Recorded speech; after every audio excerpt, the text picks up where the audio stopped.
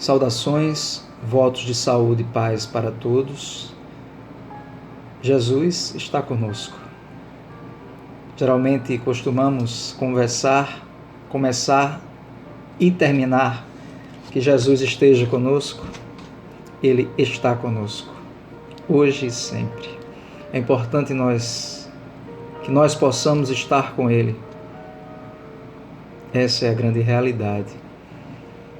Hoje trazemos o estudo, algumas elucidações do Evangelho segundo o Espiritismo, do capítulo 5, Bem-aventurados os aflitos, onde irei dar um pequeno destaque. Bem-aventurados os que choram, quando Jesus, em suas bem-aventuranças, nos reporta. E quando ele faz bem-aventurados os que choram, ele fala sabiamente. Ele não diz bem-aventurados aos que fazem chorar. Muito embora aqueles que fazem chorar, pela consequência natural da vida, passarão a chorar também. E engloba-se as bem-aventuranças, em peculiar, bem-aventurados os que choram.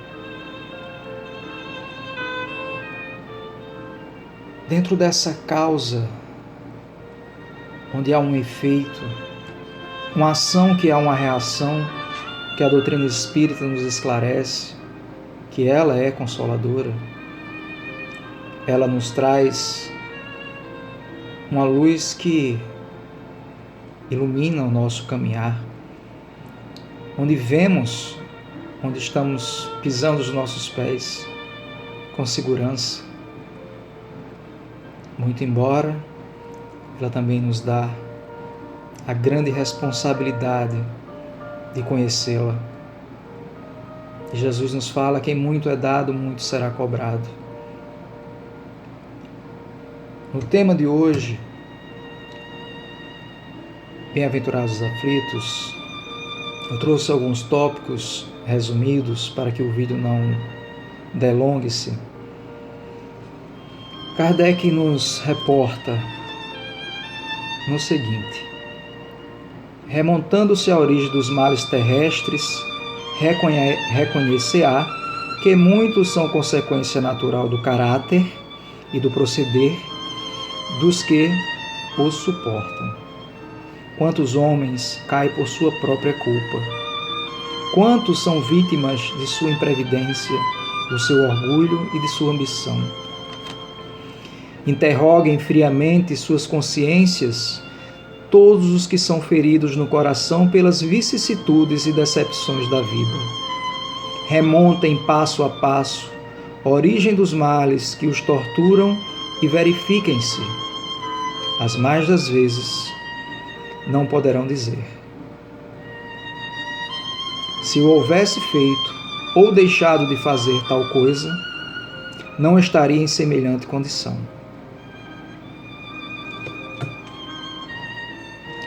E ele fala: não há falta alguma, por mais leve que seja nenhuma infração da sua lei, que é a lei divina, que não acarrete forçosas e inevitáveis consequências, mais ou menos deploráveis. Somos frutos dessa lei maior, ação e reação, onde nós somos os titulares, responsáveis pela nossa jornada, pela nossa própria vida. Somos livres para fazermos o que quisermos, mas somos escravos das consequências. A doutrina espírita, embasada no Evangelho de Jesus, nos reporta o lado moral, o lado ético, ao qual nós passamos por uma pandemia chamada egoísmo e uma crise chamada moral. Que a espiritualidade maior vem nos alertando e nos alerta. Fosse necessário, como nós sabemos, diante da doutrina. Kardec nos coloca: preciso que se veja o objetivo para que os resultados possam ser apreciados. As dificuldades que vivemos em nossas vidas, as vicissitudes, são causadas por vidas passadas e nesta vida.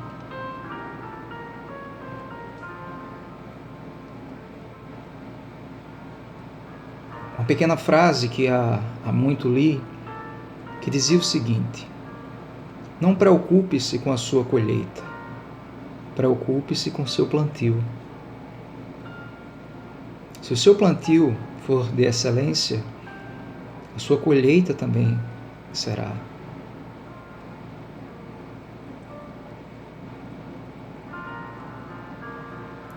Vivemos num mundo que buscamos os efeitos sem nos reportarmos às causas das nossas aflições.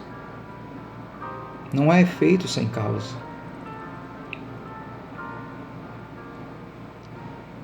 A doutrina espírita, ela nos orienta, nos acalma, nos esclarece em todos os âmbitos e dúvidas. E muitos perguntam-se: mas como que eu posso vencer diante das paixões funestas, dos desejos vis? Os Espíritos nos respondem através da vontade operante. E Ele ainda nos diz: quão de vós buscam essa vontade? Poucos. E eles ainda nos colocam, por vezes, por menor que seja.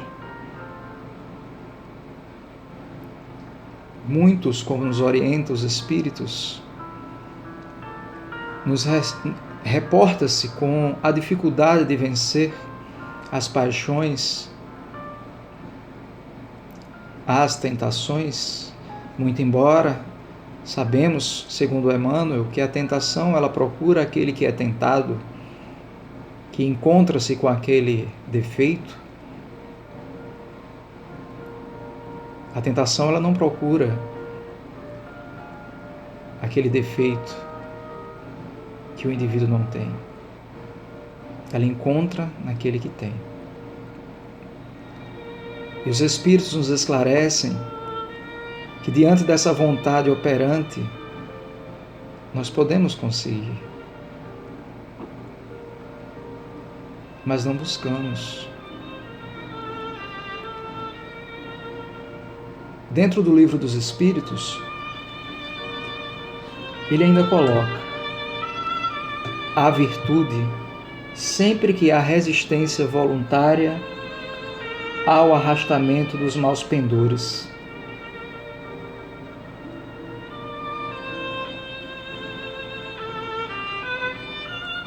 Obviamente que a doutrina espírita ela nos chegou porque já estávamos prontos para recebê-la, e também na compreensão que cada espírito consegue comportar e recebê-la. Nada obstante, apesar disso, é preciso que se haja o manifesto da verdade, porque Jesus nos fala: conhecerei a verdade e ela vos libertará.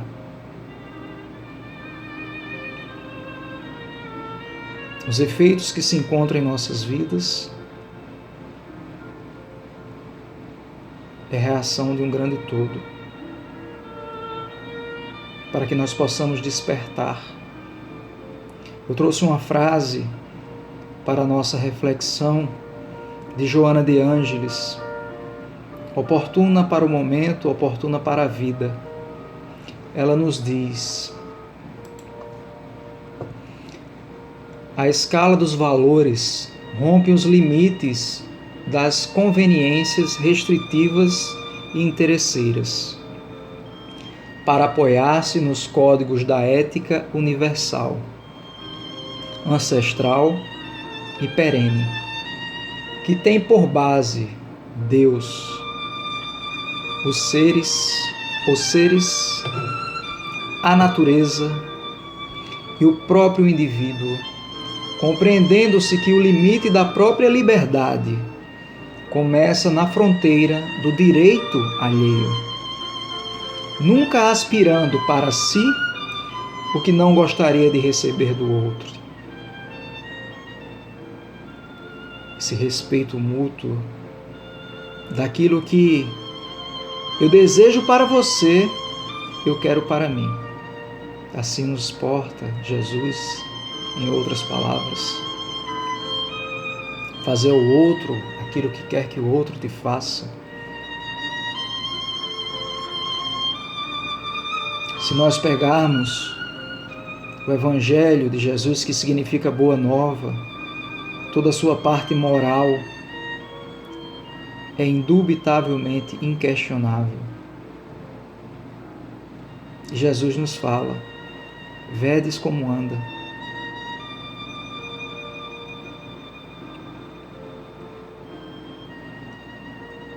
O nosso planeta, o nosso mundo, o nosso habitat, o que estamos fazendo dele, o que nós estamos fazendo de nós, qual o exemplo que nós estamos dando àqueles que estão à nossa volta. Jesus, há mais de 2000 anos, nos convoca, nos chama, nos dá a oportunidade para o filho pródigo, para os trabalhadores da última hora, sem julgamentos, de braços abertos a nos esperar. Através desse código de ética e moral cristã, que nós devemos, através desta vontade operante, enquadrarmos para a nossa própria melhoria. Conforme a causa e efeito, e conforme a melhoria desse espírito que somos nós, espiritualidades, ainda galgando espaços, quanto mais nos espiritualizamos, conseguimos ver e abranger fronteiras antes não alcançadas. Consequentemente, dificuldades que nos afligem vão ficando para trás. Esta doutrina que é consoladora, que mostra que o ser, havendo essa mudança intrínseca, íntima, começa a alterar o seu ver. Naturalmente, o seu ver melhora mais ainda o seu ser. E começamos a ver o que antes não víamos.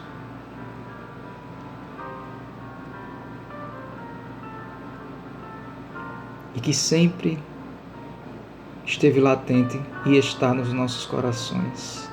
Essa centelha divina, imagem e semelhança do Criador. Importante o estudo mais abrangente da doutrina, obviamente, que a doutrina ela abrange a parte científica, filosófica e religiosa, e que fora da caridade não há salvação, colocando-a em primeiro.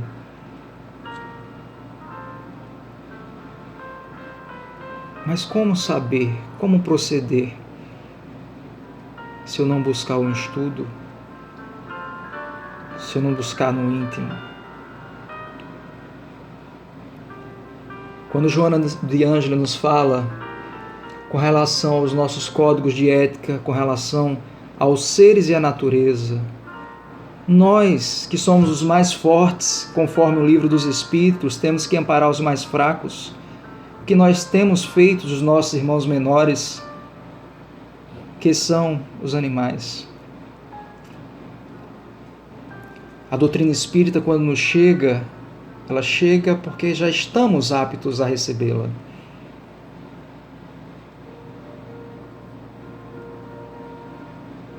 Estamos ainda, obviamente, com todo o respeito do mundo para aqueles que ainda fazem uso da carne dos animais. Mas o livro dos Espíritos, em algumas perguntas, já nos esclarece. Emmanuel, no livro Consolador, já nos reporta o quanto é nefasto a carne animal. O irmão X, através da psicografia de Chico Xavier, mais uma vez reitera o respeito de todos aqueles que fazem uso, mas que não se pode usar como subterfúgio a proteína para alimentar-se deles. Haja vista na própria natureza vegetal encontrarmos. Mas compreendemos que cada um caminha conforme os seus passos.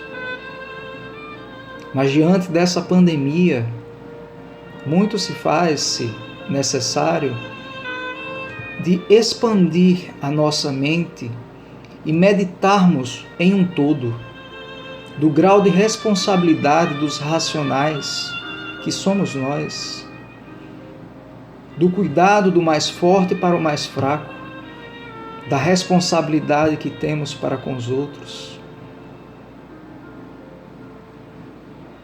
E diante de tudo isso, vem esta vontade que os Espíritos nos orientam, nos esclarece. Vem a prece.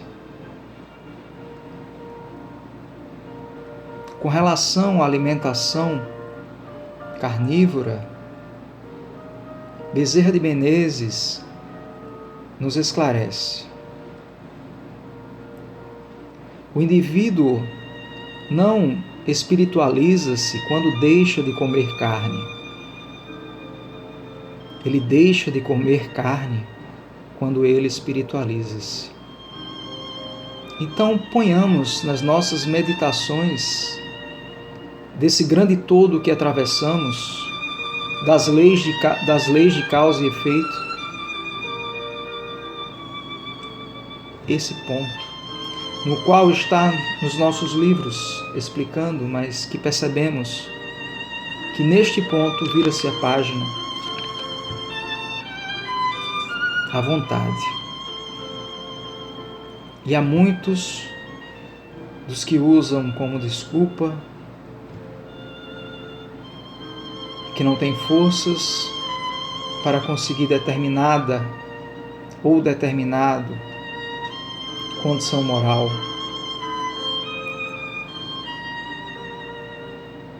Mas não há nenhum esforço. E muitos se comprazem quando não conseguem o objetivo e apraz-se ainda com as paixões piegas que este mundo proporciona. Como o nosso momento ele é de estudo, de reflexão, cabe-nos analisarmos o respeito à natureza, aos animais, aos nossos semelhantes, a lei com L maiúsculo, a lei divina. Que nós, diante de todas as dificuldades que nos encontramos, sabedores que somos herdeiros de nós mesmos, como fala André Luiz, esta mesma lei que nos impõe o resgate, nos ampara, nos auxilia e nos mostra o caminho do resgate. Chico Xavier sabiamente nos fala: se não podemos voltar atrás e fazer um novo começo, podemos começar agora e fazer um novo fim. Não nos esqueçamos, quando fazemos a oração dominical, a oração do Pai Nosso, quando dizemos: seja feita a tua vontade, assim na terra como nos céus. Precisamos colocar coração com C, nas nossas orações e lembrarmos que existe uma lei, que existe um Todo-Poderoso, que a tudo rege e que nos pede